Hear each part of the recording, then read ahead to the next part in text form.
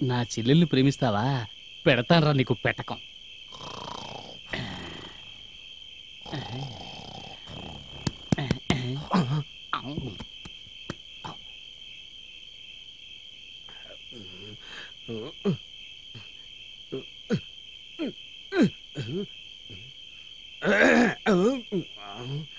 నిద్రలో నడిచే ఈ జబ్బుతో అలాగే వెళ్ళి ఏ కాలంలోనూ పడి చావు.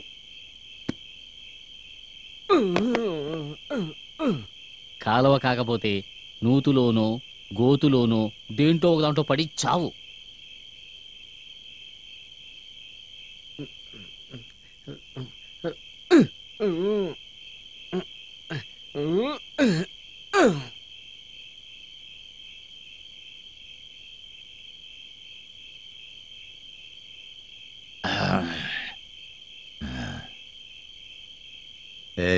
చేయితి ఏంటిది?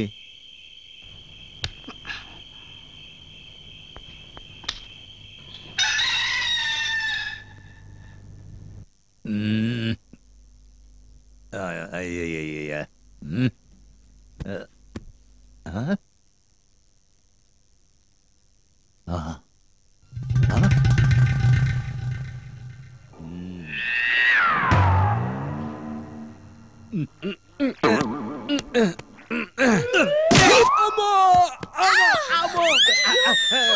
ఎవడవాడు పడుకునేవాడు తనే వెదవా. అయ్యా అయ్యా మీరేంటి నా గదిలోకి వచ్చి పడుకున్నారు?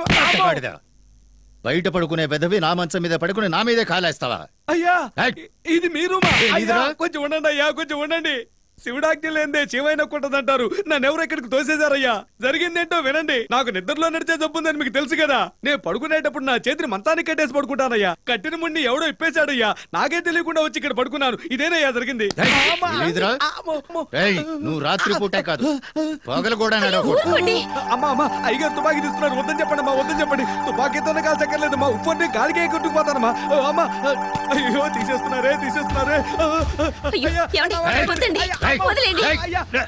తుపాకీ గుండుకు ఒక విలువ ఉందయ్యా. దాన్ని అనవసరంగా పాడు చేయకండి. కాల్చవలసిన వాళ్ళని కాల్స్తేనే దాని విలువ దానికి ఉంటుంది, మీ మర్యాద మీకుంటుంది.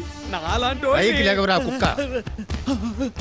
అయ్యా అయ్యా నన్ను కాల్చకండి అయ్యా. అనాథనైనా నేను 5 ఏళ్ల వయసులో ఇంటికి పనిలోకి వచ్చాను. మా అమ్మను గాని మా నాన్నను గాని నేను చూడలేదయ్యా. ఈ ఇంటికి వచ్చిన తర్వాత మిమ్మల్నే నేను అమ్మా నాన్నగా భావించాను. పెంచిన మీరే కాల్చి చంపుతారా? పాపయ్యా అది పాపమ్మా అది చెప్పండమ్మా. ఏమండి వాడు తెలియక చేశానని బతిమాలుతున్నాడు కదా, వదిలేయండి. పో. నమస్కారం అమ్మా, క్షమించండి అమ్మా, క్షమించండి అయ్యా.